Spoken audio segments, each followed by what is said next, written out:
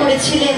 তাই মহাপ্রভু আর তার ভক্তগণের চরণধুলি পদ্মার জলে লেগে আছে। তাই আমি চাই পদ্মায় গিয়ে অবগাহন করে মহাপ্রভুর চরণধুলি অঙ্গে মারতে।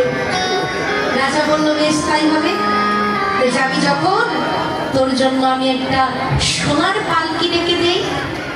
নরোত্তম বলছে না বাবা, সোনার পালকিতে যাব না, তাহলে তোর জন্য একটি হাতি ডেকে দেই। নরোত্তম বলছে না বাবা, সোনার পালকিতে চলে যাব না, হাতিতে যাব না, মহাপ্রভুর চরণ ধুলি পাওয়ার জন্য আমি পদ্মায় যাব। হাতির পিঠেও নয়, ঘোড়ার পিঠেও নয়, সোনার পালকিতে চলেও নয়, মহাপ্রভুর চরণ ধুলি পাওয়ার জন্য পদ্মায় যাব। কেমন করে যাবো জানো বাবা, ধুলাই গড়াগড়ি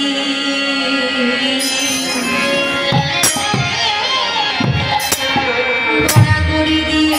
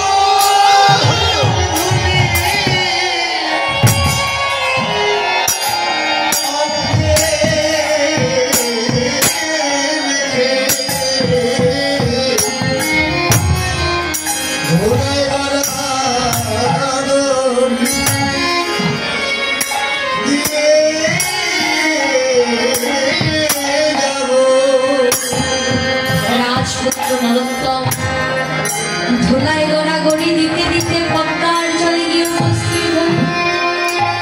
পদ্মার জলে নামবার পূর্বে নরোত্তম পদ্মার জল স্পর্শ করে নিজের বস্ত্রকে ঠেকিয়ে পদ্মাকে প্রণাম করলেন। মহাপ্রভু বলেছিলেন যার স্পর্শ পেয়ে তোমার জল অধিক তরঙ্গিত হবে বুঝে নেবে সেই নরোত্তম। যখনই নরোত্তম পদ্মার জল স্পর্শ করে পদ্মাকে প্রণাম করলেন, নরোত্তমের স্পর্শ পেয়ে পদ্মার জলে তরঙ্গ সৃষ্টি হলো, ঢেউ সৃষ্টি হলো।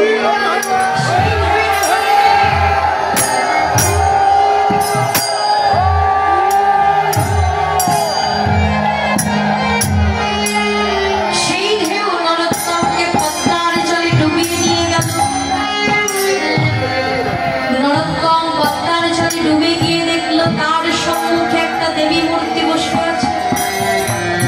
সেই দেবী মূর্তি নরোত্তমকে বলছে, নরোত্তম, ওরে নরোত্তম তুই বড় ভাগ্যবান।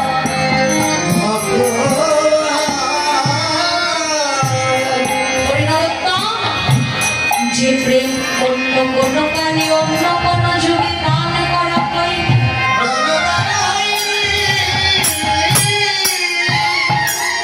সেই প্রেমধন মহাপ্রভু তোর জন্য আমার কাছে গচ্ছিত রেখে গেছে। এতদিন মহাপ্রভুর প্রেমধনে আমি ধনী ছিলাম। নরোত্তম তুই বড় ভাগ্যবান। আজ হতে মহাপ্রভুর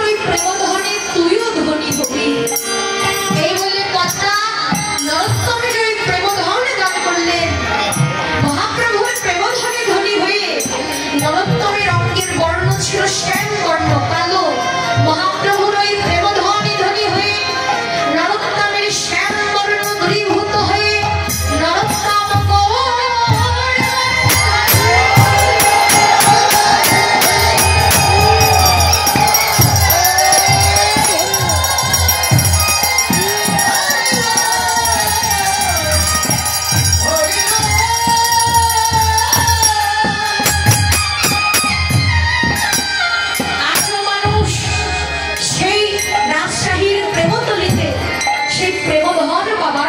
ছুটে যায়।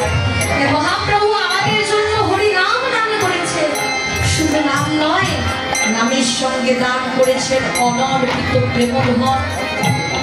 মহাপ্রভু নামে প্রেমে মালা বেঁধে জগৎজীবের কণ্ঠে পড়িয়েছেন। জগৎজীবকে ডেকে ডেকে বলেছিল, হে জগৎজীব, তোমরাও সবাই হরি নাম করো, তোমরাও সবাই কৃষ্ণ নাম করো, তোমাদের দেবতুল্য মানব জনম ধন্য হবে। তাই কলিহত জীবের জন্য কলি পাবন অবতার নিজেই আজকে নামের খেলা খেলছে। খেলায় বিনোদ খেলা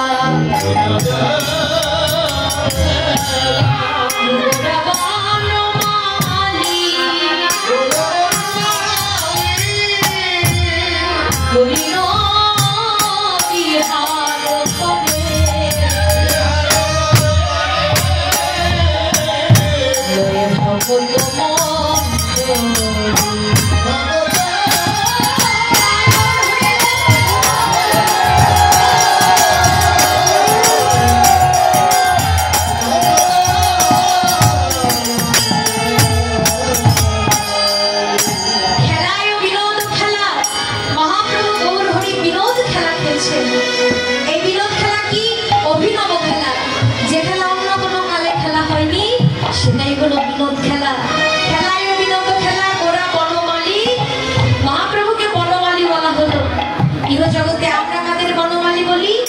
যারা মনে আগাছা গোগাছা কেটে দেয়, বীজ বপন করে, জল সেচ দেয়, আমরা তাদেরকে বনমালী বলি।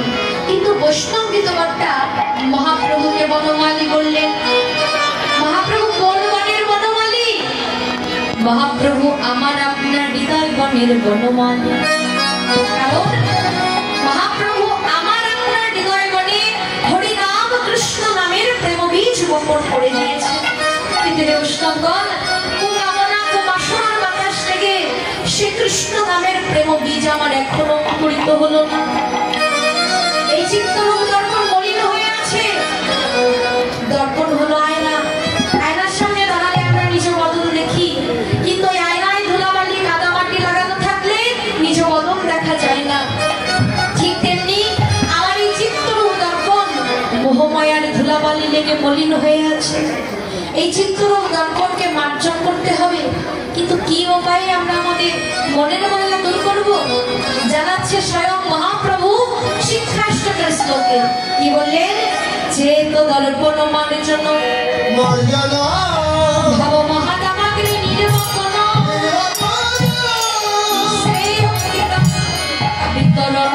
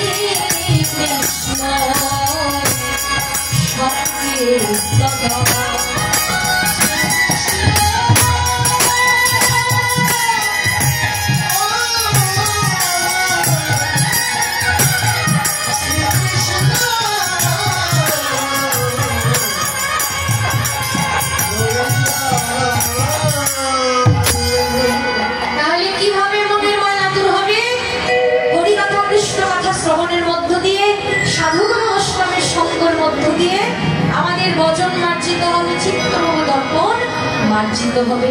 তাই শাস্ত্রে বললেন সাধু সঙ্গ অনুক্ষণ জীবের মার্জন হয়ে ভজন। সাধু সঙ্গ করলে জীবের ভজন মার্জিত হয়। শুদ্ধ সাধুর মুখ দর্শন করলে মনের ময়লা দূরীভূত হয়। সাধুর অঙ্গের পাতা সঙ্গে লাগলে ভজন মার্জিত হয়। হে বৈষ্ণবগণ, এই যে আজকে আপনারা সকলে সাধুগুরু বৈষ্ণবের সঙ্গে বসেছেন, এই সাধু সঙ্গের যে কত মহিমা, এই সাধুগুরু বৈষ্ণবের চরণ ধুলির যে কত গুণ। একজন ভক্ত তার বাড়িতে বৈষ্ণব সেবার আয়োজন করেছে। বৈষ্ণব সেবার দিন ওই ভক্তের গৃহে সাধুগুরু বৈষ্ণব উপস্থিত। এমন সময় ওই ভক্তের গৃহে রান্নাঘরের চালে হঠাৎ আগুন ধরে গেছে। এবার ওই ভক্ত উপস্থিত সকল সাধুগুরু বৈষ্ণবকে প্রশ্ন করলেন, শুনেছি সাধুগুরু বৈষ্ণবের সঙ্গ অনেক ভাগ্যের ফলে মেলে। আজকে আমার গৃহে অগণিত সাধুগুরু বৈষ্ণবের চরণধুলি পড়েছে, তথাপিও আমার গৃহে আজকে এত বড় একটা অমঙ্গল কেন ঘটলো? এই প্রশ্নের উত্তর না পেলে আমি আমার গৃহে আর কোনোদিন বৈষ্ণব সেবার আয়োজন করব না। ওই ভক্তের মধ্যে বৈষ্ণবগণের মধ্যে ছিলেন বিশ্ববরেণ্য দার্শনিক ডক্টর মহানামব্রত ব্রহ্মচারীজি। মহানামজি বললেন, তোমার প্রশ্নের উত্তর আমি দেব, তবে আজ নয়, 7 দিন পর তুমি আমার সঙ্গে দেখা করবে। এই বলে মহানামজি শ্রীঅঙ্গনে গিয়ে প্রভুর চরণে নিবেদন করলেন, প্রভু এত সাধুগুরু বৈষ্ণবের আগমন ওই ভক্তের গৃহে, তথাপি ওই ভক্তের গৃহে আজকে এত বড় একটা অমঙ্গল কেন ঘটল? কৃপা করে একবার প্রশ্নের উত্তর মিলিয়ে দাও। অনেক শাস্ত্র গ্রন্থাদি অধ্যয়ন করলেন যে কোন বৈষ্ণব অপরাধের জন্য ওই ভক্তের গৃহে এত বড় একটা অমঙ্গল, কোনোভাবেই উত্তর মেলাতে পারছে না। অবশেষে জ্যোতিষশাস্ত্র গ্রন্থখানি খুলে মহারামজি যখন ওই ভক্তের নাম, জন্ম তারিখ, রাশি, জন্মবার ইত্যাদি দিয়ে যখন বিচার করতে আরম্ভ করলেন, অবশেষে দেখতে পেলেন ওই দিন ওই ভক্তের অগ্নি সংযোগে মৃত্যু যোগ লেখা রয়েছে। 7 দিন পর ওই ভক্ত এসেছে মহানামজির কাছে। মহানামজি বললেন, তোমার প্রশ্নের উত্তর আমি পেয়েছি। এই বলে ওই ভক্তকে নিয়ে গিয়ে জ্যোতিষশাস্ত্র খুলে দেখালেন, এই দেখো ওই দিন তোমার অগ্নি সংযোগে মৃত্যু যোগ লেখা ছিল। ওই ভক্ত মহানামজিকে প্রশ্ন করলেন যে আমার যদি অগ্নি সংযোগে মৃত্যু যোগ লেখা থাকবে, আমি তো তখনই মরে যেতাম, কিন্তু আমি তো মরিনি, তাহলে আমি কেন এখন পর্যন্ত বেঁচে আছি? এই উত্তরে মহানামজি বললেন, তোমার অগ্নি সংযোগে মৃত্যু যোগ লেখা ছিল বটে, কিন্তু তোমার গৃহে যে অগণিত সাধুগুরু বৈষ্ণবের আগমন ঘটেছে,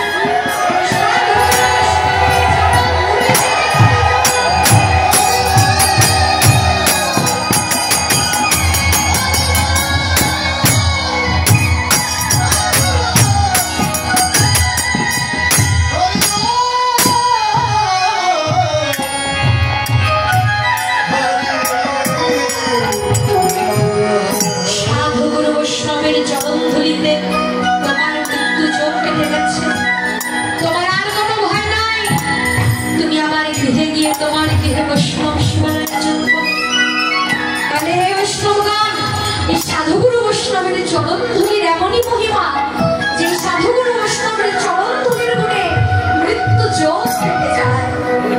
আজকে আমরা ভাগ্যক্রমে ভক্তের চরণ ধুলি পেয়েছি। আর ভাগ্যে হয় কি না হয়, কারণ আমরা প্রত্যেকে আসন্ন মৃত্যু মুখে জীব। আমরা এখন আছি, একটু পরে নাও থাকতে পারি। এই সাধুগুরু বৈষ্ণবের সঙ্গ এখন মিলেছে, আর ভাগ্যে হয় কি না হয়। তাই লীলার এক প্রান্তে দাঁড়িয়ে আপনাদের মতো অনুরাগী সাধুগুরু বৈষ্ণবের শ্রী চরণে আমার শুধু এই নিবেদন, আজকে যেমন ভক্ত সঙ্গ পেলাম, আজকের পর